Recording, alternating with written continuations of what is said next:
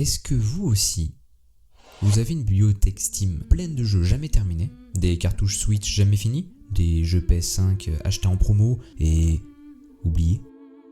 Pourtant, on adore les jeux vidéo. Alors pourquoi est-ce qu'on ne les finit jamais?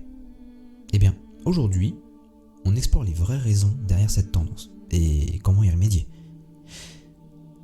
Ou pas. La première raison, c'est l'accumulation.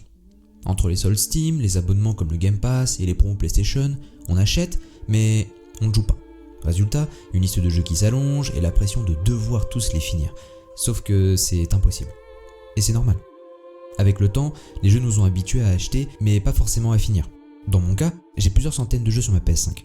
En comptant les 3 jeux gratuits par mois, les jeux du catalogue et ce que j'ai déjà acheté. Mais j'en ai probablement fini, je dirais 10-15% des jeux. Autre problème, le temps. Entre le boulot, les études et la vie sociale, difficile de caser 80 heures de jeu dans le même mois, surtout quand les jeux sont de plus en plus longs.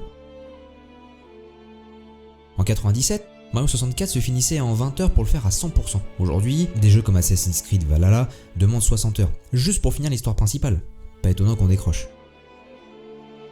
Parfois, c'est le jeu lui-même qui nous fait abandonner. Un rythme trop lent, une multitude de quêtes secondaires inintéressantes ou une difficulté mal équilibrée. Le résultat, on éteint la console et on n'y revient jamais. Pour preuve, à peine 25% des joueurs ont terminé The Witcher 3. Pourtant, c'est un chef-d'œuvre, mais comme la plupart des jeux, on ne peut pas plaire à tout le monde. Et puis, il y a les jeux multi. Pourquoi finir Elden Ring quand on peut passer 1000 heures avec ses potes sur Valo? Les jeux en live service sont conçus pour ne jamais s'arrêter, et c'est souvent eux qui nous éloignent des jeux solo. Au final, est-ce que c'est grave de finir ces jeux? Pas vraiment. L'important c'est de s'amuser. Certains jeux méritent d'être savourés, d'autres, un peu moins. Peut-être que la solution, c'est d'acheter moins, mais mieux. De se concentrer sur les jeux qui nous passionnent vraiment et de laisser tomber sans culpabilité.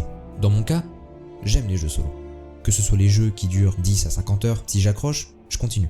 J'ai adoré me perdre dans la ville de Night City sur Cyberpunk, ou relever les nombreux défis de l'Entreterre dans Elden Ring. Mais parfois il arrive que j'accroche moins, comme pour The Witcher 3 ou Baldur's Gate. Pas forcément parce que le jeu ne me plaît pas, juste parce que j'accroche pas. On peut aussi apprécier un jeu sans même l'avoir terminé. Si on achète un jeu, c'est parce qu'on a envie de l'essayer. Si on aime, tant mieux. Si on n'aime pas, c'est pas grave. Au moins on aura essayé.